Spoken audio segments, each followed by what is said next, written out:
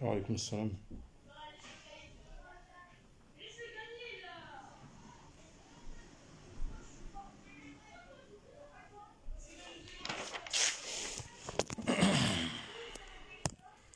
On va commencer. A'udhu billahi minash shaytanir rajim. Bismillahir rahmanir rahim. والصلي والسلم وبارك على سيدنا ومولانا محمد وعلى آله وأصحابه والحمد لله رب العالمين. اللهم صل على سيدنا محمد الفاتح لما أخلق والخاتم لما سبق ناصر الحق بالحق والهادي إلى صراطك المستقيم وعلى آله حق قدره ومقداره العظيم. الحمد لله. Continue donc sur la présentation de Babul Nikah dans le madhab de l'imam Malik, en suivant Muqaddimatul Izziyah.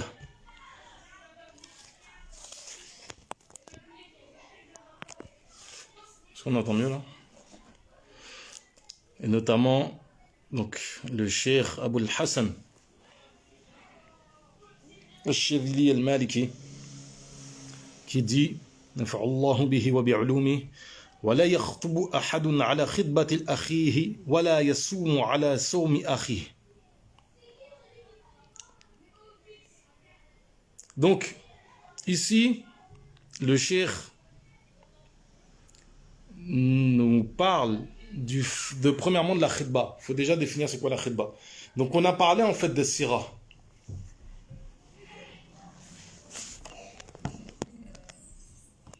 On a parlé de sira, donc de la formule ijab wa qaboul, de demande et d'acceptation. Et on avait notamment dit une chose, c'est que c'est mandoub en fait, de base, c'est mandoub pour le wali d'introduire, de commencer la formule, notamment de commencer la formulation, de commencer de faire la demande. Et en l'occurrence, il introduisait cela avec des formules de hamd, etc., conformément à la tradition musulmane. Alaykoum salam.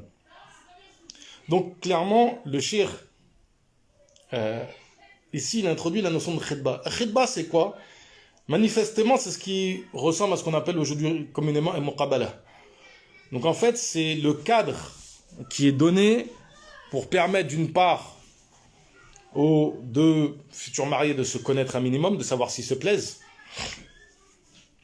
et le moment où on va discuter du contrat de mariage, de la dot, de la nafaqa, etc. Et lors de la khitba, contrairement à la formule de mariage ijab wa qaboul, donc contrairement en fait au aqd, au contrat, clairement, ce qui est demandé, ce qui est mandoub, c'est que le prétendant introduise. Donc le prétendant dit أعوذ بالله من الشيطان الرجيم بسم الله الرحمن الرحيم وصلي وسلم وبارك على سيدنا محمد وعلى آله والحمد لله رب العالمين. Je suis venu vous demander la main de votre fille, un tel, etc. Donc premièrement c'est ça. Maintenant, lorsqu'il y a une khitba qui est en cours, c'est-à-dire qu'au final il y a une affaire en cours, une discussion, et que cette discussion est avancée, même si on n'a pas encore déterminé la dot. Ça qui, c'est dans les shuruh de Muqaddimat al-Izziyah et dans les autres shuruh de l'école sur cette question-là, clairement en fait que même si on n'a pas encore déterminé la dot, si on n'a pas déterminé la dot, mais qu'on s'est mis sur un accord de principe, oui je suis d'accord pour te la donner. On va tel jour organiser c'est-à-dire qu'il y a une promesse de mariage déjà. On va tel jour organiser le mariage. Déjà, ils ont fixé la date. Ils se mettent d'accord. Un accord de principe. D'accord. Tu es son futur époux. À partir du moment où ça c'est décidé, on ne peut pas surenchérir sur notre frère musulman. Exception faite du cas où quelqu'un est fasiq. Le cas où il y a un fasiq, les Maliki considèrent qu'il est possible de dire « Attends, mais ce mec-là, il va aller se marier avec elle. Mais non, le mec qui passe ses nuits en boîte de nuit, il est dans les bars, je sais pas quoi. Là, c'est pas comme ça que ça va se passer. Cette soeur-là, elle peut pas se marier avec un frère comme ça. Donc le frère, il va voir le père, il dit, écoute, moi je me propose, je suis un frère alhamdoulilah, qui est bien, etc. Dans ce cas, c'est possible. On a divergé, est-ce que c'est possible de surenchérir sur le dhimmi?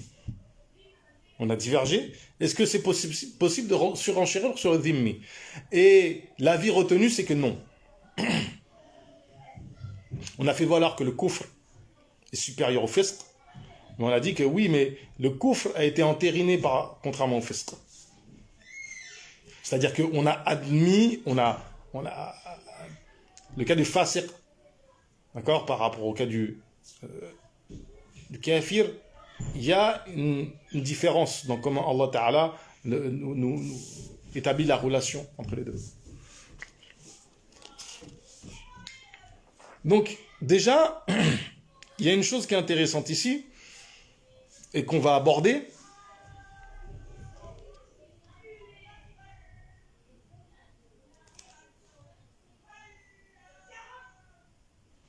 Donc, on ne va pas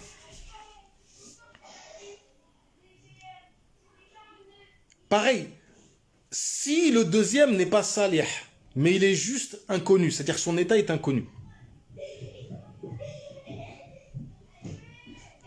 Pareil, c'est bon, c'est possible. C'est-à-dire qu'il y en a un, on sait qu'il est fasiq, mais l'autre, on ne sait pas. Il vient d'une ville, on ne connaît pas trop. C'est pas un fasiq. On n'est pas sûr.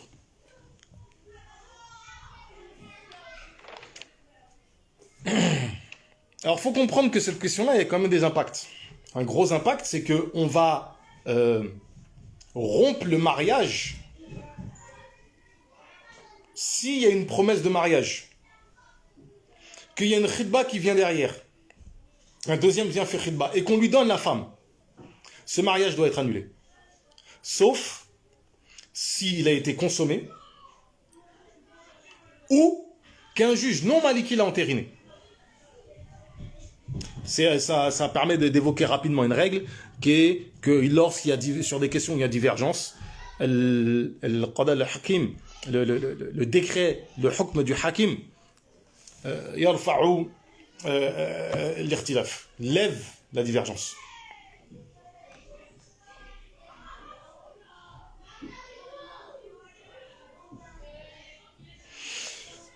De la même manière, pour faire très simple et très court, quand bien même,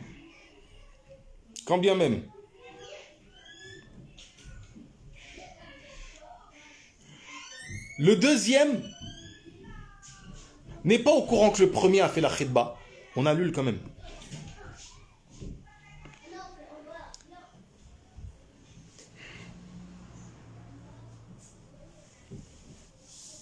Il y a possibilité aussi pour le premier de porter plainte si la femme annule sa promesse à cause du deuxième. Et là, il y a une petite divergence, c'est est-ce qu'on se suffit de la parole de la femme ou est-ce qu'il y a besoin de ramener des témoins? C'est-à-dire, cas concret, et ça, c'est des choses qui peuvent arriver. Hein. Le deuxième, il arrive, il se pointe et il dit « Ouais, mais moi, je veux me marier avec elle. » Et la fille, elle avait une promesse en cours. Et finalement, elle change d'avis pour le deuxième. Le premier peut porter plainte s'il a des indices. On dit qu'il suffit d'avoir quelques indices, etc. Il y a d'autres choses qui sont intéressantes à évoquer ici.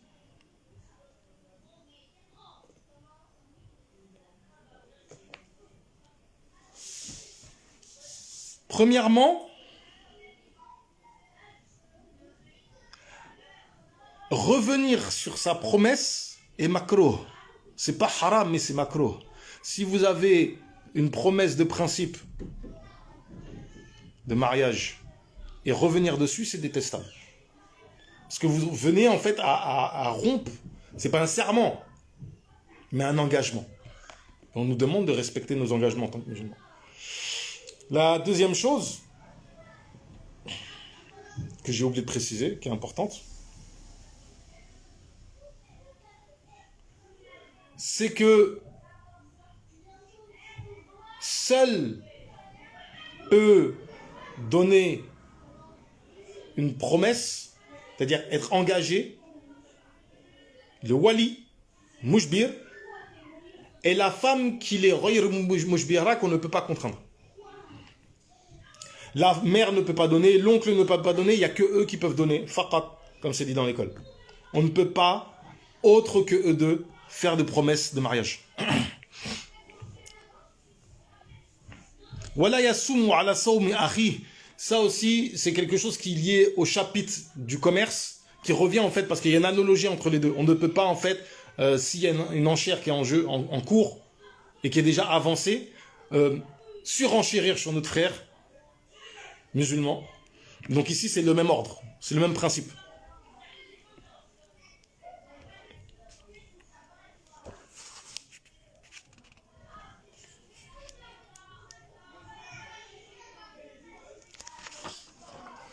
ولا يجوز نكاح شغار وهو البضع بالبضع وهو البضع بالبضع مثل أن يزوج الرجل ابنته لرجل على أن يزوجه الآخر ابنته وليس بينهما صداق ولا يجوز نكاح المتعة.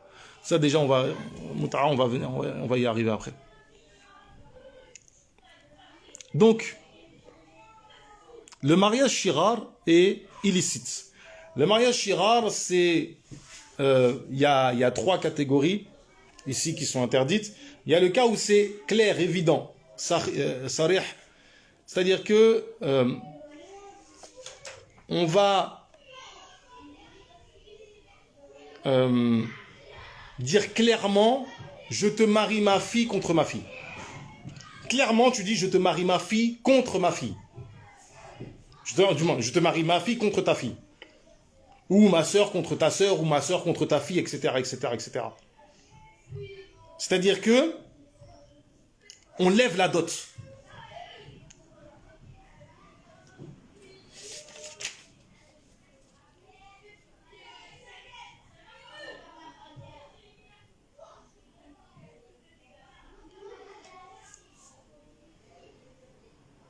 Dans ce premier cas,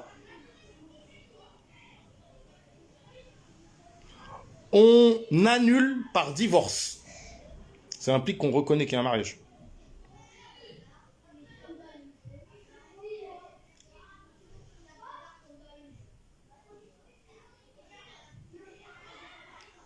Et s'il y a eu d'okhul, s'il y a eu consommation, elle aura la sadaq, la dot du mithli.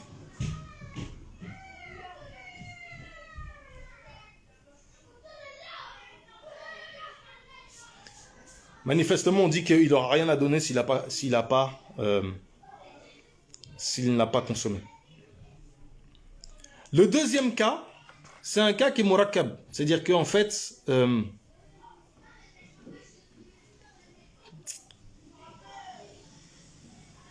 deuxième cas de mariage shirar,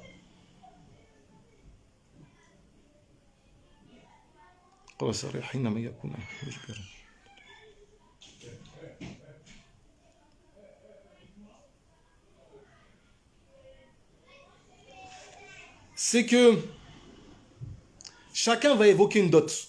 Et donc là, en fait, c'est pas clair. C'est que chacun évoque une dot. Moi, je te donne ma fille pour 50 dinars. Toi, tu me donnes ta fille pour 50 dinars. Qu'est-ce qui se passe? 50 dinars, je dois donner 50 dinars, je dois lui donner 50 dinars. Et en fait, par ce biais-là, on annule en fait la dot. Et là, dans ce cas-là, qu'est-ce qu'on dit? C'est qu'on annule avant. Et s'il y a eu consommation, on va valider le mariage en exigeant que ça donne le plus grand entre la dot du mithl et ce qui a été évoqué comme dot dans le contrat. Parce que la dot du mithl, celle qui est donnée habituellement, n'est pas forcément celle qui est citée lors du mariage.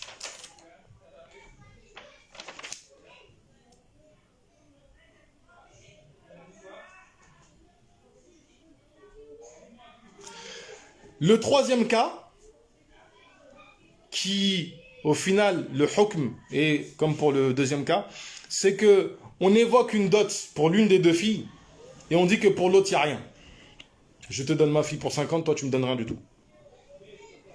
Pareil, là, on annule avant. Et si c'est après consommation, on donnera le plus entre la dot du mithl et ce qui a été cité comme dot.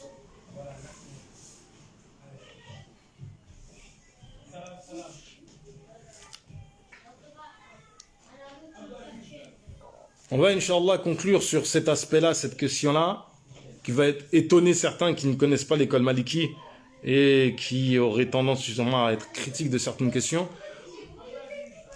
sans trop connaître.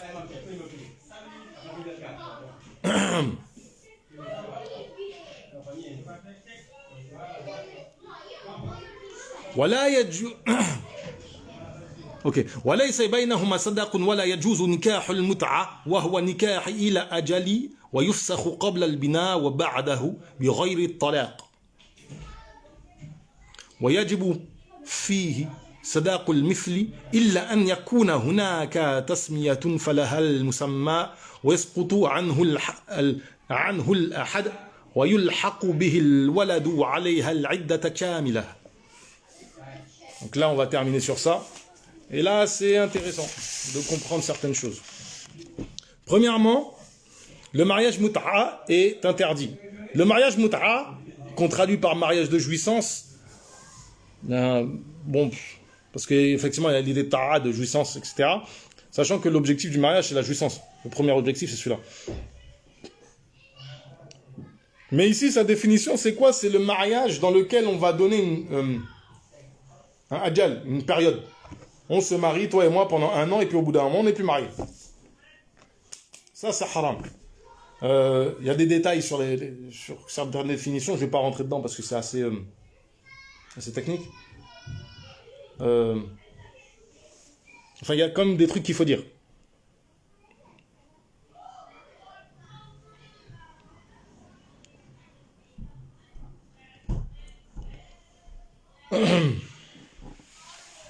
C'est le fait que il faut que l'idée de ajal, de période, doit être verbalisée, clairement. Ça doit être clairement verbalisé. Si ce n'est pas verbalisé, et même si on le suppose, exemple, un étudiant, il vient ici en France, il se marie avec une femme, et on sait pertinemment que le mec va repartir chez lui. Et on peut supposer que le mec, en fait, il veut se marier avec elle juste pour une période et repartir. Mais on ne peut pas présupposer, en fait, le divorce, parce que ça peut être un divorce. Donc, lui, dans sa tête, peut-être qu'il a l'intention de divorcer au bout d'1 an. Mais, vu que ce n'est pas formulé, on n'estime pas que c'est un mariage muta'a. Donc, si ce n'est pas verbalisé, c'est pas muta'a. Si ce n'est pas clairement dit, c'est pas muta'a.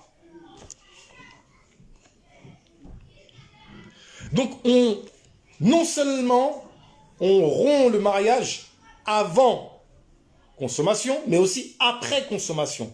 Et bighayri talaq, ça veut dire que ce n'est pas un mariage. Pourquoi c'est pas un mariage? Pour une simple et bonne raison, c'est qu'il y a ijma' sur le fait que ça a été abrogé. Vous me direz ijma', c'est vrai que les chiites le font, mais il y a ijma' en tout cas chez les sunnis. Et eux, leurs avis ne sont pas pris en considération parce que leur fiqh, comment il est transmis, n'est pas fiable. Ils ne considèrent pas en faire la vie. Vous direz qu'il y a un avis qui existe par rapport à Ibn Abbas, etc. Oui, mais en fait, la définition même d'ijma' implique qu'il y a pu avoir divergence avant. Donc le fait qu'il y ait une divergence à un moment, même à un moment avec les compagnons, et le fait qu'il y ait un ijma' après, ça pose pas de problème. Ça soulève la question, par exemple, du soulèvement contre le gouverneur. Souvent, les gens disent, ouais, mais par exemple, si on prend le cas de Hussein, alayhi salam, ouais, mais il s'est rebellé, est-ce que vous dites, si on suit votre avis, il a commis un péché? Ben non, parce qu'à l'époque, en fait, il y avait divergence, sachant qu'il y a des compagnons qui n'étaient pas d'accord avec lui, et c'était dans son ijtihad. Est-ce qu'il a raison, est-ce qu'il a tort? C'est pas la question ici. La question, c'est, il s'est rebellé. Même, on peut même considérer qu'il ne s'est pas rebellé. Parce qu'on peut dire, ouais, mais en fait, il n'a pas fait bay'a du tout, donc il ne s'est même pas rebellé. Enfin bref, pour comprendre la notion de divergence, elle implique une chose, c'est qu'à un moment donné, la notion d'ijma' implique qu'à un moment, il y a eu divergence. Pas nécessairement, on peut dire, effectivement. Mais la notion d'ijma', du moins, n'exclut pas le fait qu'il y ait divergence à un moment. Il peut y avoir divergence et après il y a ijma'.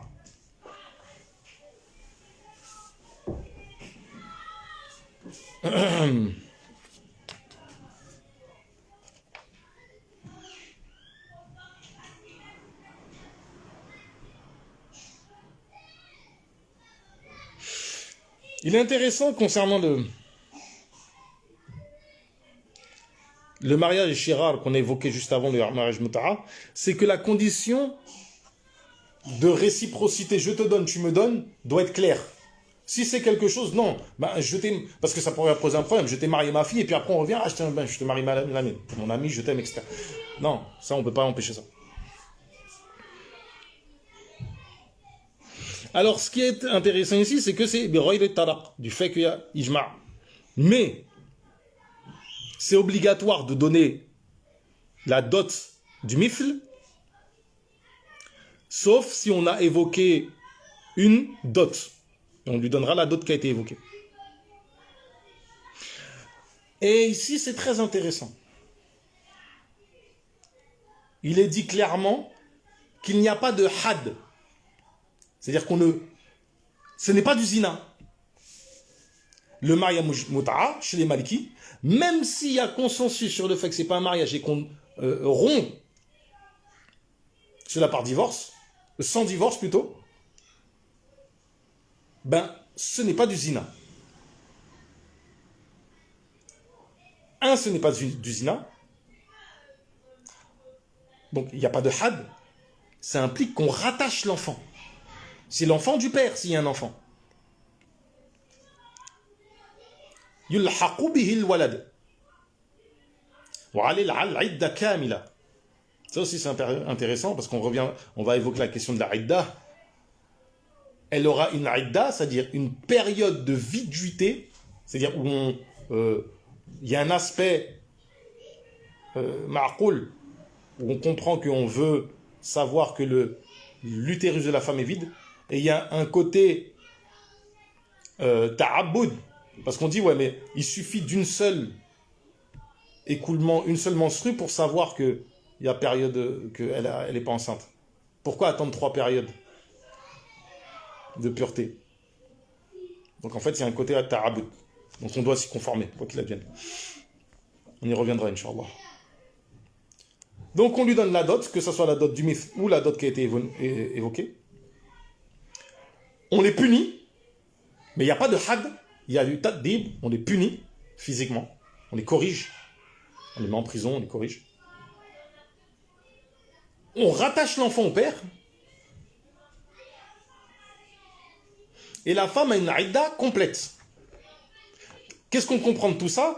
On ne peut pas, comme certains le font quand ils insultent les Shia, fils de Muta'a, sous-entendu fils de Zina. Manifestement, ce qu'on pourrait comprendre en fait, c'est que pourquoi est-ce qu'on dit cela? C'est parce qu'on prend en considération que c'est quelque chose qui était établi dans notre charia et que ça a été abrogé. C'est ce qui semble.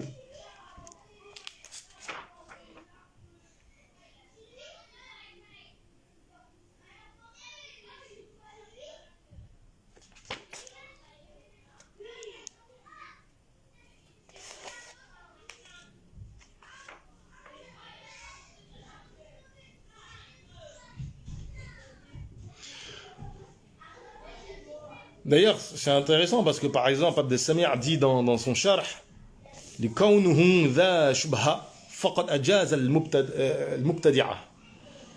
C'est-à-dire qu'en fait, il y a une shubha dans ce mariage-là, notamment du fait que les mubtadi'a continuent à le valider. Donc, walillah lilhamd, il faut bien comprendre que il n'est pas licite comme mariage. Il y a consensus entre les sunnis. Mais en ce qui concerne les malikis, on n'estime pas que c'est du zina si quelqu'un a eu des rapports dans le cadre d'un mariage muta'a.